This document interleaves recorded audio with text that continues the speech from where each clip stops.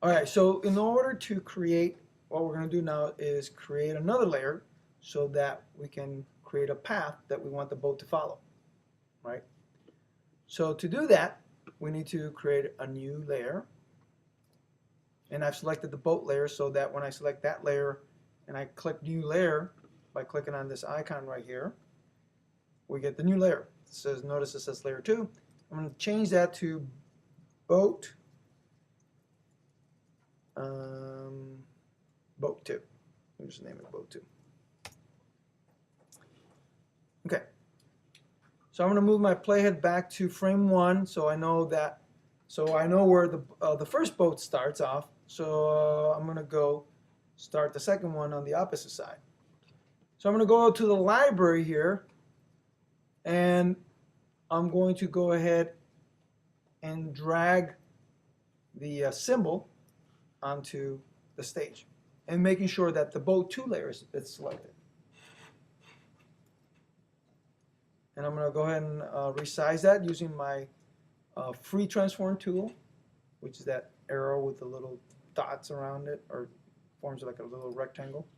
All right, so we have the second boat on boat 2 layer, and I'm going to change the colors of it a little bit just so we can see the difference. I'm going to go to the properties, and remember this is a instance of this boat right here.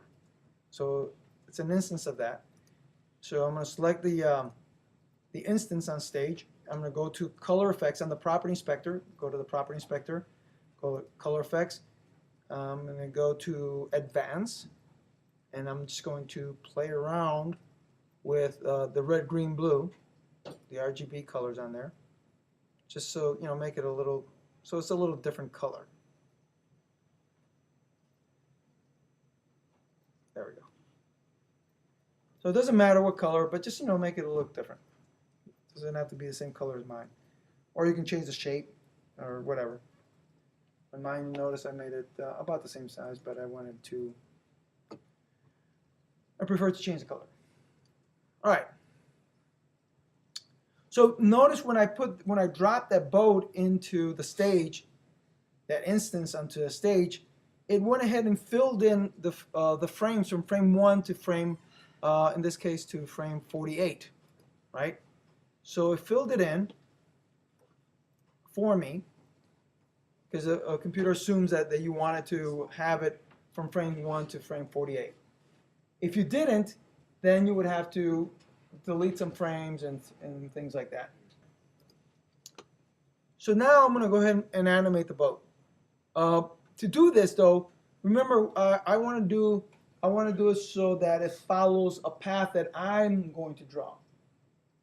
So in this path is going to be complicated, and what I'm going to do here is I'm going to have the boat, somewhat look like it's going, over the way. So I'm just going to draw a path that's going to go up and down, up and down, up and down, right? Before I do that, I'm going to turn off the boat 1. I'm going to, by going over to the layers, if you notice on the layer that you have there's an eye above that. That eye in that particular layer, when I click on it, you see an X over it that turns it off. So this way, I don't have to worry about drawing over it. I could also lock it, but it's just helpful for me at this point to just turn it off. All right. So now in order to create this type of animation, you saw how we animated this one right here. We right mouse clicked and we selected motion tween. But for this one, we're not going to right mouse click and select create motion tween. What we want to do is create classic tween. But before I do that, I'm going to move my playhead all the way to frame 48, and I'm going to put a keyframe. So in classic tweening, you have to insert a keyframe. In regular motion tweening, you don't have to insert the keyframe. Okay? So I've moved my playhead to frame 48, where I want to put my keyframe. I'm going to select that frame, and I'm going to insert timeline keyframe. Or I can also right mouse click, insert keyframe. So in classic tweening, we have to insert a keyframe. But Right. Nothing's moved. Nothing's changed. Because what happened is that all we did by inserting a keyframe is have it redrawn in that frame. But now we're going to move it. So now I'm going to move my boat to the other side, because I know that's, even though I don't have it going up and down like that yet, I'm going to click and drag it to the other end. So I'm going to click and drag it to, I'm going to click it off the stage, just to show you guys we can drag it off the stage and we can animate it. So now when I move my playhead, if you'll notice on frame 48, the boat is on the left side. When I move it to frame 47, it pops over to the right side where I originally started. Because that's what's set up right now. From frame 1 to frame 47, it's just on the right side. So now let's go ahead and do the motion tweening. So what I'm going to do, now that I have those two keyframes set up, I'm going to click somewhere in the middle, doesn't matter where.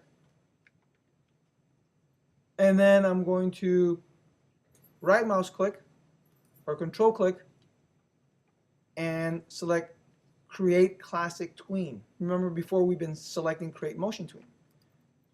And now you can see the difference between the two. It still moves from, still moving back and forth as we scrub the playhead back and forth.